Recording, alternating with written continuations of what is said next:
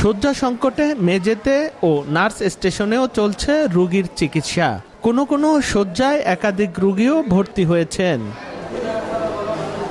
ভোলায় হঠাৎ বেড়েছে নিউমোনিয়া ও ডায়রিয়া রোগীর সংখ্যা। আক্রান্তদের বেশিরভাগই শিশু। গত 1 মাস ধরে জেনারেল হাসপাতালে প্রতিদিন গড়ে 1.5 শতাধিক রোগী ভর্তি হচ্ছেন। শয্যা সংকটে অনেক রোগীকে মেঝেতে নিতে হচ্ছে চিকিৎসা। এতে ভোগান্তিতে রোগী ও স্বজনরা।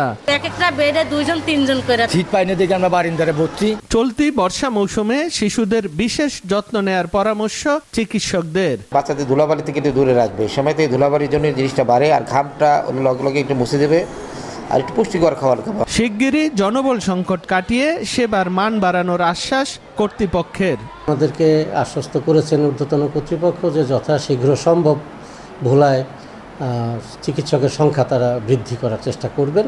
ভোলা জেনারেল হাসপাতালে শিশু বিভাগের ইনডোর ও আউটডোরে প্রতিদিন 4 শতাধিক রোগী চিকিৎসা সেবা নেন। নাসির উদ্দিন লিটন, সময় সংবাদ, ভোলা।